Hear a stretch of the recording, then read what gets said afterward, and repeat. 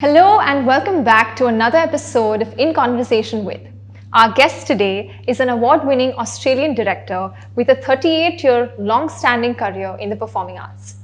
He has directed over 60 projects and productions, commissioned 20+ plays, established several arts organizations, including the renowned Blue Room Theatre in Perth, and is also the artistic director of Chakravi Performing Arts in Mumbai, which he has co-founded with the company director Rayana Pandey. Here to speak about his latest play, Chafed, his experience of working in Bombay, and his journey as a director, please welcome Mr. Glenn Hayden. Hi. Hi, Glenn. Sounds like I should be dead after all that. Not at all. Thank you so much for sitting down and interacting with us today. My It is pleasure. such an honor. I'm going to absolutely begin with something that's on my mind right now. What does Chafed mean? So chafed is, you know, when your skin rubs together, like sometimes if you go running or walking too much and your thighs rub together and Right. becomes red and sore and irritated, that's what being chafed is. So it's chafed skin. So these people are all irritating each other quite a lot. They're all rubbing each other up the wrong way. So they're all chafed. They're all chafed, indeed. So Glenn, I know that just for our audiences, so the play is basically about this complex life of 4 actors living in Bombay, trying to make it in the film industry. It gives a perspective of both men and women, and it's centered around what it takes to make it in the business. Glenn, my first question to you is, now I know this topic is a little, it's much spoken about in the public domain, right? People practically from all walks of life have an opinion on what it takes to make it in Bollywood or in the business. What was your first interpretation and reaction to the story, the subject? And then what has this rehearsal process really been like? Sure. So really my first reaction was that it's a love story. And it's a tragic love story. I think any director would agree that you need to approach any script looking at the human journey of the characters, regardless of whether it's in a corporate environment or a theatre environment, film environment, whatever. So it's the human story that matters. Chafed happens to be in the world of people that are part of the film industry. So yeah, my first reaction was, wow, what an incredible human story. And it's a love story in the sense of it's the disintegration of a relationship. So watching that disintegration is quite harrowing. More so, I think the play is about dominance and people wanting to dominate each other and how damaging that can be to human beings, and that we do need to make our own choices in life. We do need to find our own journey to success rather than seeing a carbon copy and then trying to mirror somebody else's success. So yeah, so whilst yes, the characters are living in this world of the Mumbai film industry, it's more the human story of disintegration, of dominance, of relinquishing power, and the journey of claiming power as well. Yeah. Absolutely, absolutely. That's very interesting. So what has this process been like? Because I know you all have been rehearsing non-stop for about 3 to 4 weeks now. Yeah. Do you think your approach to this subject changed over this 4-week period of rehearsing? My approach to my technique? The subject. Yeah, look, I mean, it's interesting being a foreigner directing a piece about a very, very local film industry. And so I had to make that decision of, okay, well, I can't approach the play as an expert on the Mumbai film industry. I mean, I've been here 8 years, but still it's not in my skin.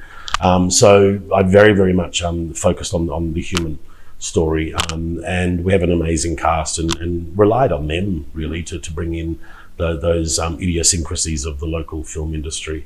It's interesting though, because the film industry as such isn't discussed that much in the play.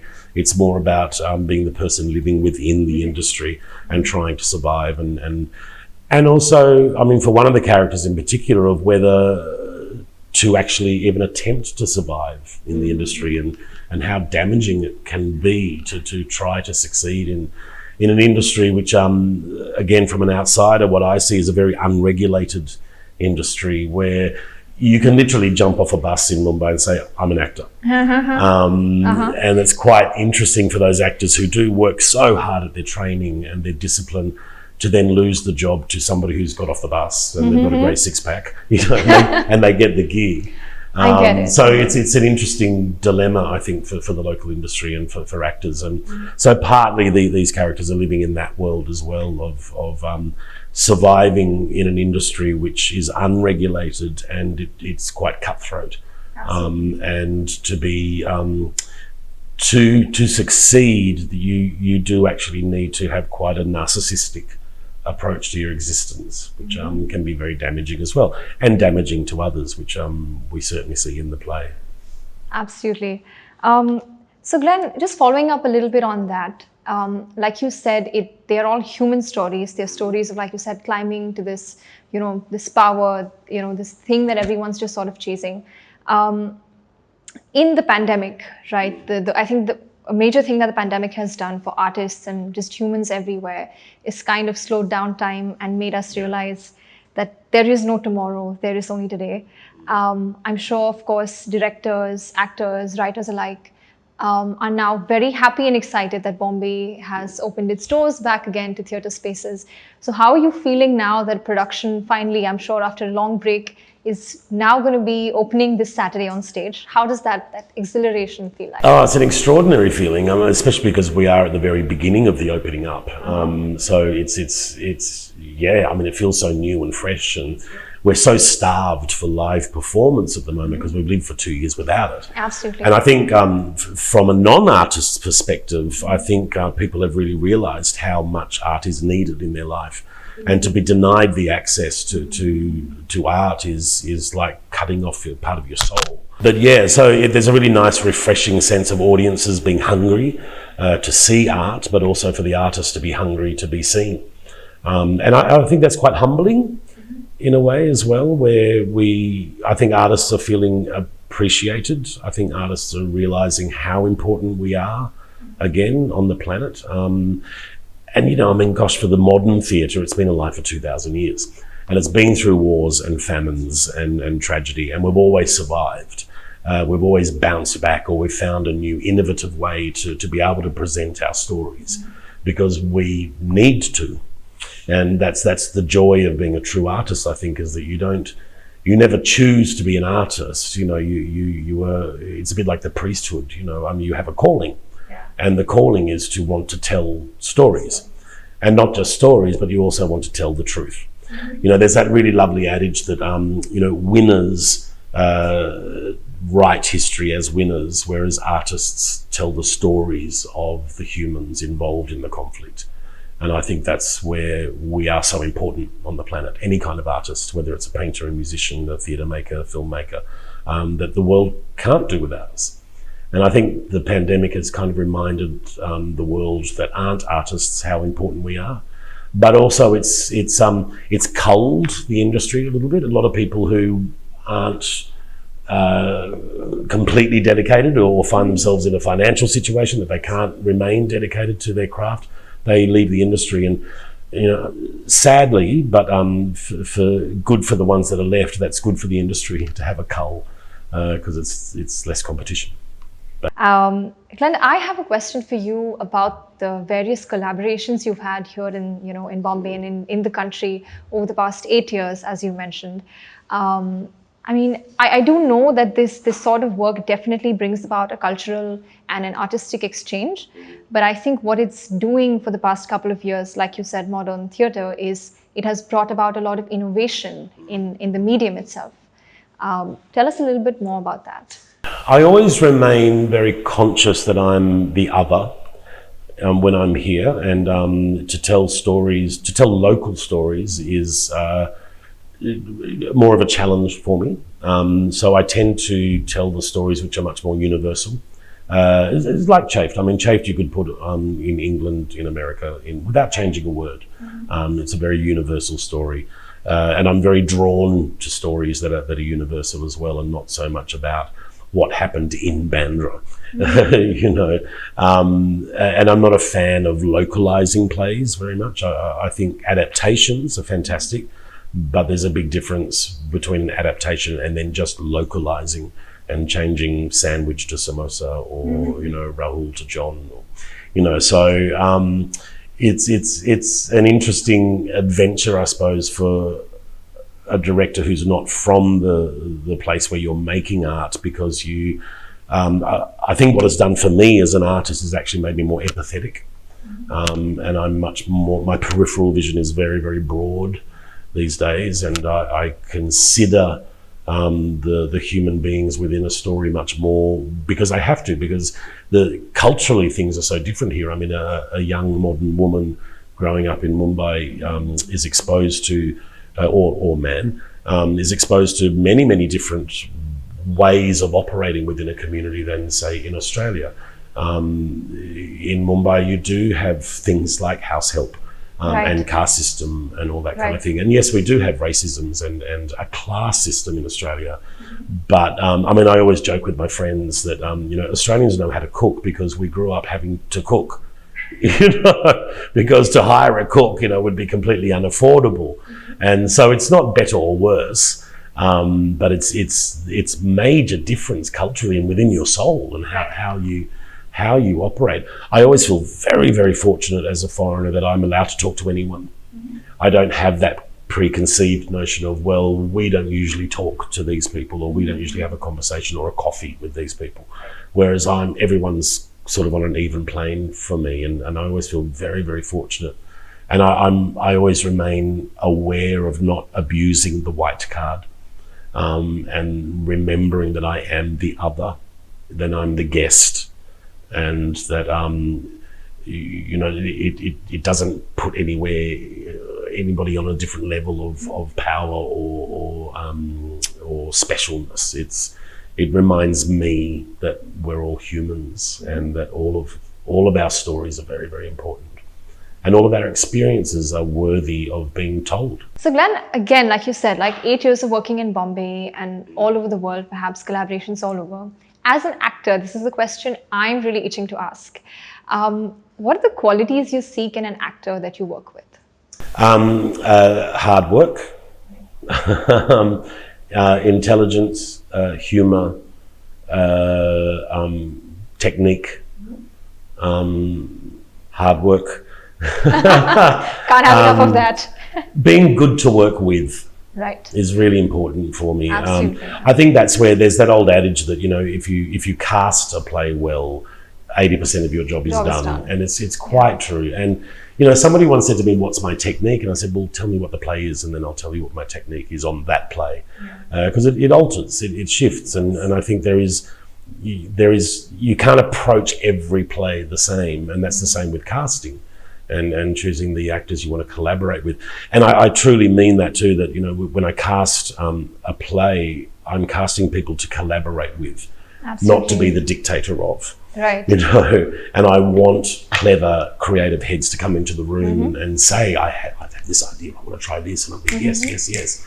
Or to challenge me, you know. I mean, I love it. I mean, of course, the director has that final job of saying, okay, this is what the audience is seeing, and this is what I want the audience to see because it's my production. But ultimately, I need to be able to say to an actor, you know, well, what do you think? Absolutely. And for them to have at least 3 answers, you know, and not wait to be told where to put their hand up and where to move. And I love the rehearsal room much more than I love the performance. I find the rehearsal room is the happy place. Absolutely. And it's all the world goes away. The problems go away because we're unearthing the problems of these fictional or non-fictional characters, and we have to find their truth. And I love that notion of, you know, an actor's job is to lie truthfully. And yeah, it's very exciting when you start digging into the truth and the other adage of, all artists are detectives, and that we must, keep searching, finding that one little moment. And the audience may never be able to say, oh, I loved it when they did that. But what the audience sees is a complete human being. And I love that process with actors. And when you have a clever actor, and I don't necessarily mean an educated actor, I mean a clever actor who has a firm grip on the discipline of the craft. I don't care if they've got a PhD or not, but that cleverness and that awareness of the craft and the discipline, and knowing that it's not an egotistical job, really. The applause at the end is one of the payoffs. But it's not the reason to do the job. Absolutely. That's true. And in fact, one of the best things about an artistic field is the fact that we're so indispensable to each other, right? Whether it's your light people who help you with stage, technical departments, and I think it's like a level playing field, and it's team in the most rightful sense. Yeah, I think that's where the training institutes are really important, because you do experience usually training alongside the stage manager students and the design students and the lighting students, and so you're really aware that everyone is integral. And if a stage manager doesn't sweep the floor, then the actors can't work on that floor. Absolutely. And so it's not their job to clean it, to be the cleaner, but it's part of their practice to manage the stage, and that it's integral, like you say. Right down to the person who's selling tickets. Without them, no one's buying tickets. And that's the joy of our industry as well. I mean, I always think of it in terms of it's a horizontal hierarchy rather than the vertical, where we're all very, very much on this plane, which is great. Right. I'm very interested to know, Glenn, what has been your perhaps biggest artistic risk? It could be a choice you made with a project, it could be a choice you made in life, whether it was your training or whatever. What has been your biggest artistic risk so far? And has it paid off now that you're standing at this point? I suppose the biggest risk was packing up and moving to India, really. And I never planned India. It was never in my scope. But the long story is, in 2008, my company in Adelaide, we were producing 1984, George Orwell's, an adaptation of George Orwell's. And I didn't direct it, but I went to see one of the performances for a school's audience, and there were 5 Indians sitting up the back. And I thought, I wonder who they are. And sort of, hello, I'm Glenn, the artistic director. And one of them was Quasar Thakor. And he was on tour with Midsummer Night's Dream throughout Australia. And he happened to mention, do you know a youth theatre company or a professional company that would bring an Australian play to the Thesbo Festival? Yes, my company. And 9 months later, we were here. So we brought the whole show, 7 actors, the general manager, myself, and it was an extraordinary experience. And we played Prithvi, and then we toured to primary schools. And that's where I sort of got the germ of, I think I want to make India a creative home for a while. And then my tenure finished with that company in 2014, and I had 6 months sort of up my sleeve, and I went, come to India, I think. And I came over and worked with a young woman I'd been working with for quite a number of years, and we did Out at Sea, Slavomir Wojciech's Polish play, Out at Sea, and I was teaching. And that's when I thought, I think I want to establish a new organisation here, a training organisation, which the result is professional theatre with a disciplined group of artists. Absolutely. Well, I'm very grateful for that risk you took. But it's funny though, risk, isn't it? Because it's also part of our craft, is, every day. I mean, every decision you make, okay, risk. Absolutely. Take the risk. So you do sort of balk at that question. You think, that's true. 2 hours ago, I think we were taking risks in this very room, So it's an interesting question for an artist, I think. Indeed. So Glenn, we're going to now move into a slightly fun section of this conversation. You've been in Bombay 8 years. Yes. So I'm going to just call you a local. Okay. You're a local now. Mumbai. Yes. So we have a couple of quick rapid fire questions for you. God. We can make this quick and brief. Yeah. If, for example, you haven't experienced this, or you don't know this, you don't have an answer to this particular thing related to Bombay, you can choose to skip it. Okay. Ready? Yeah. Let's go. What do you enjoy eating the most at Prithvi Theatre's legendary cafe? Oh gosh, their pasta was really good. Okay. Street food though, vada pav. I adore vada pav. Yeah. What's your go-to bookstore in the city? Oh gosh, probably the Prithvi, and there's a little tiny shed down the road from us, which just has anybody's books in it, and it's awesome to plough through. Oh, wonderful. Yeah. What's the best Hindi play you've watched in Bombay? Oh gosh, that's a really difficult one. Oh gosh, no, it's more about remembering names. Look, gosh, what was the name of it? It wasn't necessarily a Hindi play, but it was a play in Hindi, but it was about a Jewish man's experience during Nazi Germany, and it was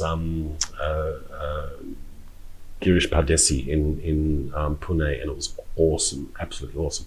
And there was another fantastic Hindi play I saw, which I can't remember the name, and I loved it, and it was about a society, and it was different religions living in the one society, and it was pre-lockdown, but it was almost about lockdown. And I can't remember the names. That's okay. I'm so sorry. That's all right.